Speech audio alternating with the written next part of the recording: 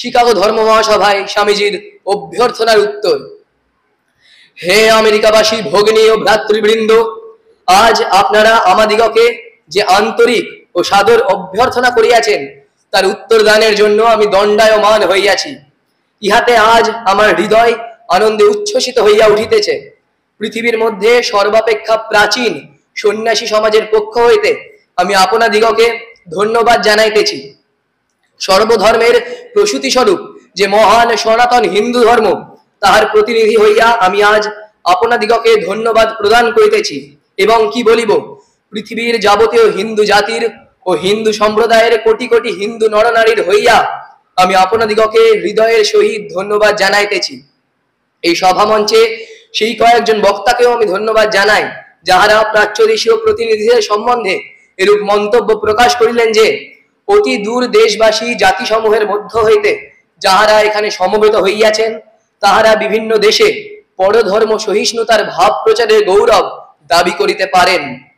যে ধর্ম জগৎকে চিরকাল সমদর্শন ও সর্ববিধ মত গ্রহণের বিষয় শিক্ষা দিয়া আসিতেছে, আমি সেই ধর্মভুক্ত বলিয়া নিজেকে গৌরবান্বিত মনে করি। আমরা যে কেবল অন্য ধর্মাবলম্বীদের মত সহ্য করি তাহা নহে, সকল ধর্মকেই আমরা সত্য বলিয়া বিশ্বাস করি। যে ধর্মের পবিত্র সংস্কৃত ভাষায় ইংরেজি এক্সক্লুশন শব্দটি কোনো মতে অনুবাদ করা সম্ভব নয়, আমি সেই ধর্মভুক্ত। যে জাতি পৃথিবীর সমুদয় ধর্ম জাতিকে যাবতীয় ত্রস্ত উপদ্রুত ও আশ্রয় লিপ্সু জনগণকে চিরকাল অকাতরে আশ্রয় দিয়া আসিতেছে, আমি সেই ধর্মের অন্তর্ভুক্ত বলিয়া নিজেকে গৌরবান্বিত মনে করি। আমি আপনাদিগকে বলিতে গর্ববোধ করিতেছি যে যে বছর রোমান দিগের ভয়ঙ্কর উৎপীড়নে ইহুদি জাতির পবিত্র দেবালয় চূর্ণীকৃত হয়, সেই বছর তাহাদের কিয়দংশ দক্ষিণ ভারতে আশ্রয় লাভার্থ আসিলে আমরাই তাহাদিগকে সাদরে গ্রহণ করিয়াছিলাম এবং আজও তাহাদিগকে আমাদের হৃদয়ে ধারণ করিয়া আছি। জরথ্রুষ্টের অনুগামী সুবৃহৎ পারসিক জাতির অবশিষ্টাংশকে যে ধর্ম আশ্রয় দান করিয়াছিল এবং আজ পর্যন্ত যে ধর্ম তাহাদিগকে প্রতিপালন করিয়া আসিতেছে, আমি সেই ধর্মভুক্ত। কোটি কোটি নরনারী যে স্তোত্রটি প্রতিদিন পাঠ করেন এবং যাহা আমি অতি বাল্যকাল হইতে আবৃত্তি করিয়া আসিতেছি, তাহার নিকট হইতে একটি শ্লোকের অংশ আপনাদের নিকট উদ্ধৃত করিয়া বলিতেছি। রুচিনাং বৈচিত্রাদ ঋজু কুটিল নানা পথয়ুষাং নৃণাম একো গম্যস্ত্বমসি পয়সাম অর্ণব ইব। অর্থাৎ, হে প্রভু, বিভিন্ন পথে গিয়াও যেরূপ সকল নদী সমূহ একই সমুদ্রে পতিত হয়, ভিন্ন ভিন্ন রুচি হেতু সরল ও কুটিল প্রভৃতি নানা পথগামীদেরও তুমি সেই রূপ একমাত্র গম্য স্থান।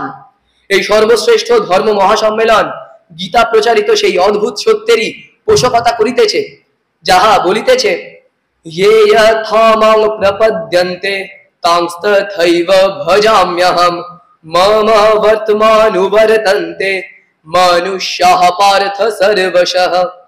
অর্থাৎ, যে যেরূপ মত আশ্রয় করিয়া আসুক না কেন, আমি তাহাকে সেইভাবেই অনুগ্রহ করিয়া থাকি।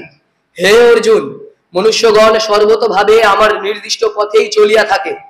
সাম্প্রদায়িকতা, সংকীর্ণতা ও উহাদের ভয়াবহ ফলস্বরূপ ধর্মোন্মত্ততা এই সুন্দর পৃথিবীকে বহুকাল ধরিয়া আচ্ছন্ন করিয়া আসিতেছে।